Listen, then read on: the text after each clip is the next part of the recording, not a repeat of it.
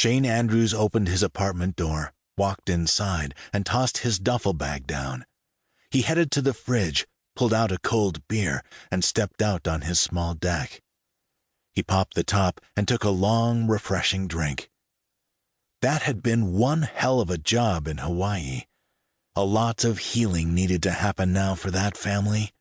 Not only did the parents have to heal, but the children and the grandchildren were involved as well. He didn't understand Melinda being so self-centered, so selfish, that she would put her parents and her sister through so much just to make sure she got what she wanted. Melinda had been a piece of work. That she'd been a suspect right from the beginning didn't surprise Shane, just because her attitude had been so off. But the fact that Steve had been a willing party to it all was too much, especially considering that he was a Navy man Shane should have been able to trust. He rotated his neck, stretching out some of the kinks. It had been a long 2 days. He was home now and needed a few days to regroup. At least he hoped he got a couple days off. He'd taken an extra day to stay with Gavin and the family to tie up things and to get all the facts straight. Now that Shane was home, he didn't know quite what the next few days would bring, but he was up for it. At least he thought he would be.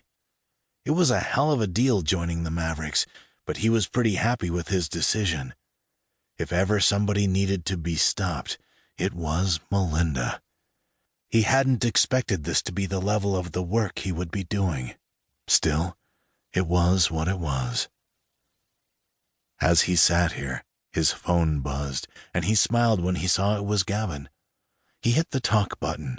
"I'm home safe and sound, bud. No need to worry about me." "Hey, I just wanted to make sure you were looking after that leg of yours," he said. "Yep, we're all good." "Good," he said. "How do you feel about New York?" "Why in the hell would I ever want to go there?" he asked. At that, Gavin laughed. "Remember Diesel?" "Diesel Edwards? Yeah, I remember. What about him?"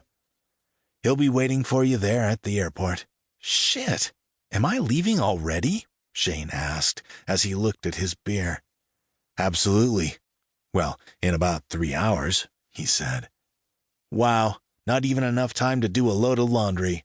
"Sure there is. If you just put down that beer, get up off your ass, and get your clothes in the machine," Gavin said, laughing, "you can drink it while they wash." "So what am I doing in New York?" he asked, as he walked to grab his bag of dirty clothes, and did exactly that. With the washing machine started, he grabbed his beer and looked down at his phone. "What is it you aren't saying?" "It looks like a hostage situation has gone down in a big telecom building," he said. "What's that got to do with me?" "Well, Diesel is already in position, or he will be soon. He'll pick you up at the airport. You are going into the tunnels and coming up through the basement." "What the hell does SWAT have to say about that?"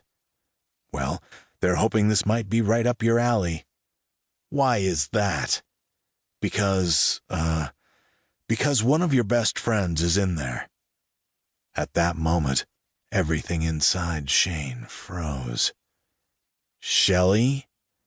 He remembered her saying she had a brand new job in New York.